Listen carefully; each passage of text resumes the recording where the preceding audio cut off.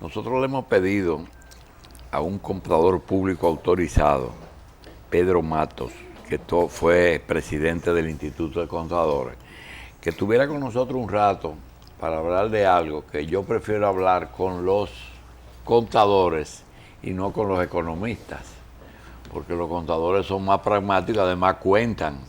También he querido, don Pedro, que ustedes estén en la Junta Central Electoral, porque ahí cuentan los votos, ¿no? Le damos la bienvenida y apreciamos mucho su presencia. Don Pedro, hay algunos temas que se están tratando en el país que quiero ver cuál es la visión de un expresidente del Instituto de Contadores. Los subsidios. Hoy mismo aparece una información de que el gobierno le quita los subsidios a los transportistas, produciendo inmediatamente unos 3.000 millones que por lo menos no van a ser erogados en subsidios. ¿Cómo se refleja eso en el presupuesto y en la economía? Bien, gracias don Julio y buenos días al pueblo dominicano.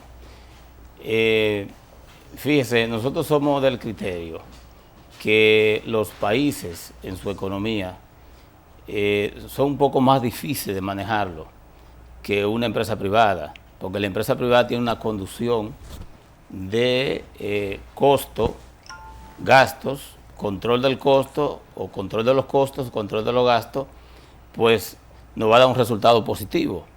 Y la gerencia siempre está controlando la idea de que el presupuesto, como decimos en buen dominicano, no se sobregire. En el Estado es un poco más difícil, es más complejo, porque a veces los técnicos creemos que el Estado es fácil de manejar, no es tan fácil. Pero es verdad que los gobiernos, los estados no quiebran.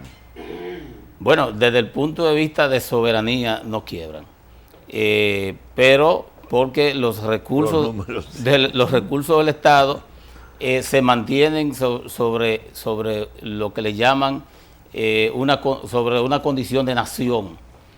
Pero desde el punto de vista de la economía, el sobregiro puede ser tan fuerte que le traiga inconveniente al desarrollo del propio Estado, es decir, que merme un poco la inversión de capital, que es lo que produce una rentabilidad social en el tiempo.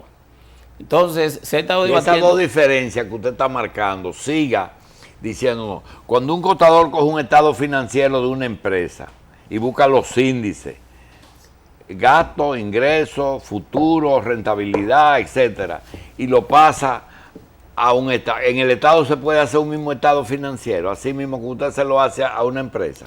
Claro que sí. La diferencia es que en las empresas privadas tú puedes medir la rentabilidad de los activos con más facilidad.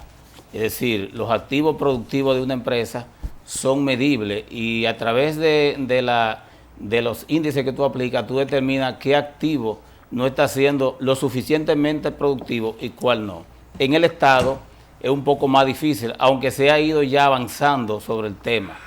Recuérdense que el Estado tiene tres variables: ingresos, inversión en gasto de capital y el gasto público. La República Dominicana es un país que, aunque de acuerdo a los estudios que ha hecho el Fondo Económico Mundial sobre ética y corrupción y avance de los pueblos de la región, se mantiene prácticamente en el primer lugar en la parte que tiene que ver con la macroeconomía. Eso implica, pero también arrastra una serie de demandas, mejor dicho. O sea, mantiene un buen equilibrio en la macroeconomía, mantiene la sostenibilidad de que el crecimiento de la inflación es bajo y unos niveles de crecimiento estable, sobre todo en los últimos 20 años, que asciende, según el estudio, al 5.6 promedio y una producción del PIB de 68.000 millones de dólares. Ahora bien, esto trae como consecuencia, en el momento que el país empuja hacia adelante, trae una serie de demandas y la población se desborda exigiendo una serie de demandas que son necesarias en cada comunidad. Para dar respuesta es imprescindible que los ingresos aumenten. Ahora bien, tenemos un tope de salario de hace un tiempo, donde ya el ciudadano común ha llegado al tope donde ya no puede hacer ningún tipo de inversión y eso trae como consecuencia una economía un poco rezagada. En el momento que se habla de reforma, es necesario medir primero la intención de aumentar los ingresos eliminando subsidios. Ese es el primer paso. Y nosotros, tan pronto vimos la noticia, vimos con buenos ojos la idea de los empresarios que se pronunciaron en primer término con la intención y yo diría la disposición de un acuerdo fiscal o un pacto. Y dentro del pacto necesariamente implica la eliminación de subsidios. Si esos sectores se sacrifican en aceptar y buscar fuentes para manejar su capital de trabajo, eliminando ciertos subsidios, sería un alivio para el país porque el gobierno aumentaría de alguna u otra forma sus ingresos, porque ya no tendría dentro del presupuesto esos gastos, como es el caso del subsidio que se le estaba dando a los choferes a través del gasoil, que dicho sea de paso, no tenía, de acuerdo a la percepción y lo que uno siente y lo que uno escucha, no tenía ningún impacto en la disminución de los pasajes o del costo del transporte. Pero estamos bien, pero tomando en cuenta de que ya hay un presupuesto por el cual nos estamos rigiendo, que incluía, por lo menos durante lo que resta de este año, que se siguiera dando ese subsidio y ahora no se está dando. Eso significa, lo correcto sería que eso se traduzca en un descenso de los precios de los combustibles, o sea, ya que no tienen, ya es una carga menos para el gobierno, o usted piensa que eso debería entonces usarse en inversión social. Mire, los contadores, como dice don Julio, somos un poco prácticos. Nosotros entendemos, hay una máxima en contabilidad, y es que cuando ya hay un costo operativo o un gasto recurrente, es difícil disminuirlo. Lo que sí, esos subsidios se pueden convertir de una manera proporcional aumentando los ingresos porque dejan de ser, en este caso, un gasto para el gobierno. Y entonces se pueden destinar a áreas más productivas o a áreas que vayan en ayuda a los sectores que más lo necesitan. Una vez yo ponía como ejemplo que los subsidios deben ser para áreas productivas por un tiempo X.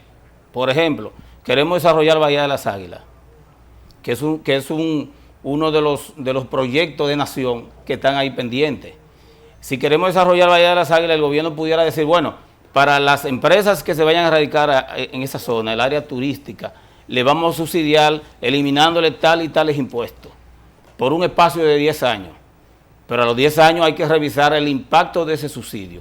Cuando ya se logró el objetivo, que era desarrollar esa región y que haya aumentado una cantidad de empleo, la inversión privada en esa región y que haya cambiado el nivel de vida de esa región, el gobierno ha contribuido con ese desarrollo a través de un subsidio que se convierte en un gasto, pero logró el objetivo que fue desarrollar la región. Pero cuando llegan los 10 años ya se evalúa si se logró el objetivo, pues el subsidio hay que eliminarlo y yo creo que nadie debe poner bembita, porque se trata de la administración del Estado. ¿Y qué pasa cuando un CONEP enfrenta a veces una autoridad por razones impositivas o de tasa de cambio? Y usted tiene que buscar el equilibrio entre lo que le conviene a la empresa, que no pagar impuestos, o si tú generas divisa, que tu divisa se devalúe para que pueda cambiarse por más dinero. Y por otra parte, un gobierno que tiene compromiso en dólares, que no le conviene una devaluación porque tiene combustible y deuda externa que tiene que cubrir. ¿Cómo se maneja eso? Bueno, don Julio me ha entrado al campo económico. Yo diría que el tema divisa tiene que ver mucho con la producción de ese producto.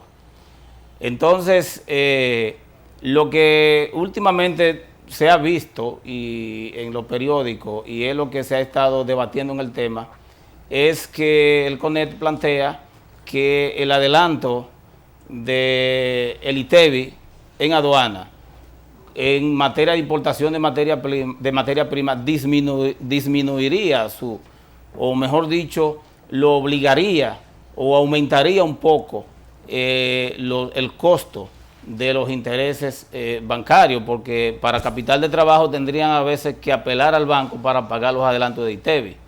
Pero yo le diría, bueno, el pago de los intereses de cualquier préstamo es parte del costo de la mercancía, y como diría un buen economista, y los adelantos que haya que pagar de ITEVIS o de cualquier otro impuesto es parte del capital de trabajo de una empresa. Bien, metiéndonos en el área suya, los controles de un gobierno y de un Estado, Cámara de Cuentas, Contraloría General de la República y los instrumentos que son Tesorero Nacional, presupuesto, ¿cómo deben desempeñar? Porque todas son de profesiones de ustedes, es decir, eso sí no es economista. Cámara de Cuentas es contabilidad. Contralor General de la República es contabilidad. ¿En qué se diferencian esas dos? La Contraloría de la Cámara de Cuentas. Fíjese, ambas tienen roles importantes. La Contraloría General de la República, su misión principal es ejercer el control previo, es decir, es el auditor interno del Estado. Su objetivo principal es aplicar las normas, aplicar las normas de control interno y en el momento de emitir un libramiento, que ya prácticamente los cheques pasaron de moda, ya eso no se usa prácticamente, en pocas instituciones se utiliza, que ese expediente cumpla con las reglamentaciones necesarias. Pero es un control del presupuesto, es decir, el presupuesto que aprueba el Congreso y que el presidente ¿cómo se llama? Con un decreto lo pone en vigencia, lo promulga. Realmente la institución que tiene que ejecutar el presupuesto es el Contralor, es la dirección del presupuesto, tanto en ingreso como en egreso. ¿Quién controla eso? Que uno no se equivoque y porque es presupuesto, ni siquiera tan seguro que van a colectar ese dinero, pero sí tan seguro de que lo van a gastar. Es una combinación. La Dirección General de Presupuesto, a través de las solicitudes de los diferentes ministerios, de las diferentes instituciones centralizadas y autónomas gubernamentales, emite los libramientos. Los libramientos, de alguna u otra forma, lo emiten las instituciones. Pasa por el sistema computarizado digital y se registra en contabilidad gubernamental. Pero la Contraloría General de la República tiene unidades de auditoría, según lo que hemos leído, porque el Contralor General de la República es quien tiene que hablar de la Contraloría, pero en nuestro caso como técnico conocemos más o menos cómo se maneja, aparte de que yo estuve en persona 4 años trabajando allá y fue una buena experiencia. Las instituciones emiten el libramiento. Ese libramiento pasa por el sistema. Ahora, antes de salir o de enviarlo digitalmente, en cada ministerio hay una unidad de auditoría con un cuerpo de auditores que revisa los soportes del libramiento en función de lo que se esté pagando. Ejemplo, si es una compra de menor cuantía, se rige por la ley 340-06 que cumpla con los requerimientos que fija esa ley. Si es un servicio, también se utiliza la misma ley, y si es una obra del Estado, tiene que cumplir los requerimientos con contrato y haber pasado o haber transcurrido los pasos que tiene que ocurrir antes de ser emitido el contrato. La combinación es la siguiente. ¿Por qué el sistema de control del Estado es complejo? Y nosotros incluso tenemos 5 años diciendo que hay que fortalecer la estructura. Un edificio sin columnas es un edificio que se cae fácil. Y por eso que ustedes ven que las auditorías se presentan tanto inconvenientes para que sean ejecutadas, sobre todo en el caso de las alcaldías y las instituciones descentralizadas y autónomas. Para que una auditoría sea efectiva, es necesaria que sea sobre la base de estado financiero y sobre la base de una ejecución presupuestaria amparada en normas y amparada en procedimientos.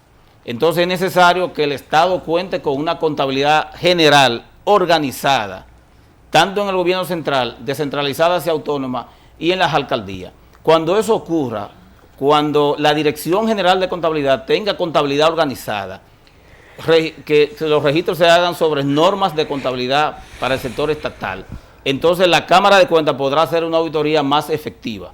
Incluso el artículo 8 de la ley 1004, que crea la Cámara de Cuentas, en su numeral 3, dice claramente que la Cámara de Cuentas puede emitir normas y procedimientos para garantizar el pleno control de las ejecuciones presupuestarias y del Estado. Entonces, siempre se atacan a las alcaldías que no rinden cuenta. Incluso hay una noticia en un periódico de circulación nacional donde el PNUD hace un estudio y solo el 20% de las alcaldías emite informaciones completas. El 80% prácticamente o las rinden completa o no rinden ningún tipo de información. ¿Qué ha fallado ahí? La estructura. Se debe buscar la vía de que las alcaldías elaboren su contabilidad y las instituciones centralizadas y autónomas. Fíjense que en el gobierno central casi nunca surgen esos escándalos, porque en el gobierno central está la Contraloría General de la República en pleno, con unidades de auditoría en cada ministerio. Donde están los fallos mayores es en las descentralizadas y autónomas y en las alcaldías. Entonces vamos a fortalecer la estructura, que contabilidad gubernamental juegue su rol y que, como hemos dicho, esos distritos municipales, que son más de 200, si no se puede llegar ahí, que se hagan acuerdos, señores, con el Instituto de Auditores, con el Instituto de Contadores, para que, por lo menos a través de Iguala, se orienten a esos alcaldes, a esas alcaldesas, y se elaboren los estados financieros. O sea, tú tienes la facultad de hacer acuerdos para lograr los objetivos. Lo importante es que las alcaldías, los alcaldes y alcaldesas sean bien orientadas y ejecuten su presupuesto como debe de ser. Escuchándolo veo que la diferencia fundamental entre la contabilidad del Estado y la contabilidad privada es que el Estado, aparte de presupuesto y toda la elaboración de criterios, tiene lo político y social, que condiciona la ejecución de ese presupuesto y a veces necesidades urgentes. No es que en las empresas no haya también contaminantes sobre su presupuesto propio, porque un terremoto, por ejemplo, puede crear en una empresa tantos conflictos como en proporción tiene el Estado, si hay consecuencias. Sí. Ahora bien, en el caso de las alcaldías, que es un caso preocupante en el país, lo que ha pasado, licenciado, es que por razones políticas se han creado una cantidad de comunidades, se ha decretado como municipios a una serie de comunidades que no tienen el desarrollo suficiente para ser tales. Entonces tú te pones a ver, el elegido como síndico es un ciudadano que por política llegó ahí, pero que necesariamente no tiene dotes administrativas y va a dirigir una empresa. Es una empresa comunitaria, social, pero es una empresa. Entonces, las tecnologías actuales son muy simples. No entiendo por qué la Liga Municipal Dominicana, la Contraloría, no ha dotado esos municipios de un sistema de cómputo con una contabilidad moderna que permita manejar en ese sistema los ingresos, los egresos, y todo lo que compone los elementos de una contabilidad organizada, que ya eso es posible. O sea, se precipita el Congreso Nacional por razones políticas a crear municipios, pero no se le da la base, el soporte para que puedan ser municipios. Yo diría que, mire, la ley 176-07, si usted la lee, es una ley bien intencionada. Y desde el punto de vista social. ¿Qué controla esa ley? Bueno, esa ley plantea, don Julio, un contralor municipal que debe rendir cuenta desde el punto de vista de control a los diferentes ediles o como le dicen, regidores, a la sala capitular. Se supone que los regidores son una especie de congreso en los municipios en las alcaldías. O consejos en las Y ellos empresas deben privadas. rendirle cuenta. Ahora, vamos a verlo desde el punto de vista de impacto social y luego desde el punto de vista del control. De acuerdo a la experiencia nuestra, pues sobre todo en los distritos municipales donde hay 1.800, 2.000 habitantes, cuando llegan 2 millones de pesos en el mes, 24 millones de pesos al año, 25 millones de pesos al año, o 1.500.000 por mes, 18 millones de pesos al año, promedio.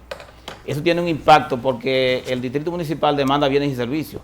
¿Cómo hacemos rendir el presupuesto? De acuerdo a nuestra experiencia, lo que nosotros podemos notar que hay falta de conocimiento. Eso en primer lugar. Una vez escuché una noticia donde alguien decía que la culpa la tenían los partidos políticos, porque los partidos políticos le daban rienda suelta a que los candidatos no fueran personas con el nivel adecuado, preparado para dirigir las alcaldías. Pero dicen los expertos en ciencia política que lo único que se parece a Dios es el pueblo, y el pueblo elige sus líderes. Tú no puedes decidir quién es el líder y quién no es el líder. Es una condición humana y una vocación de trabajo que surge en el líder. ¿Qué es lo que hay que hacer? Necesariamente hay que centrarse en el problema. Principal problema del control en la República Dominicana: alcaldías y instituciones centralizadas y autónomas. Usted ha mencionado mucho los municipios y dijo de los distritos municipales que manejan a pesos, pero aquí hay media docena de ayuntamientos que son pequeñas naciones, pequeños países que manejan millones y millones de pesos mensuales. Ese criterio de la Contraloría que hacen a nivel nacional, se hace en miniatura a nivel de los municipios. Sí. Tiene que tener su contador, por ejemplo, el ayuntamiento de la capital. Sí. Todo. El anterior Contralor, Hermosén, avanzó en los municipios cabecera de cada provincia. ¿Y qué tenía que ver el Contralor General con los Sí, municipios? ahí voy. Y tengo el conocimiento que el licenciado Camaño tiene la idea también, y que una persona con bastante experiencia en el Estado, en el área de control, de seguir avanzando hacia los municipios. ¿Qué tiene que ver? El gobierno central hace una transferencia de unos 16.000 millones de pesos más o menos al año, el Poder Ejecutivo, hacia las alcaldías. Y donde haya un centavo del Poder Ejecutivo, del presupuesto general de la Nación, la Contraloría tiene el deber de darle seguimiento para que sean ejecutados conforme a las normas y procedimientos del control interno. Entonces, desde ese punto de vista, ahí... En la ONG. Incluso las ONG. Desde ese punto de vista, ahí la Contraloría entra. Yo recuerdo cuando yo fui director general de Agricultura, de Auditoría, con la gestión de Amílcar Romero, como en esa época era secretario, por la Contraloría General de la República. Don Amílcar nos sugirió a nosotros que le diéramos una charla a todas esas ONG que estaban agregadas al sector agrícola y que el presupuesto le llegaba a través de la Contraloría General de la República. Pues tuvimos que elaborar una charla, lógicamente con la autorización del Contralor en ese entonces, que era el licenciado Simón Lizardo. Elaboramos una charla para todas las ONG y necesariamente hubo que orientar a todos los ejecutivos de esa ONG de cómo debieran ejecutar el presupuesto. Es decir, que una el presupuesto misión, de ellas, sí, de las ONG. sí. Mire, licenciado, antes que usted se vaya, queremos preguntarle, esas trasvasaciones que hay, por ejemplo, del gobierno central a los municipios, que tú dices, pero a Roberto Salcedo, Obras Públicas le hizo casi el 50% de las obras.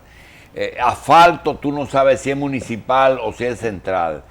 ¿Cómo ustedes cuantifican esos trasiegos cuando el gobierno central le hace trabajo al municipio? Bien.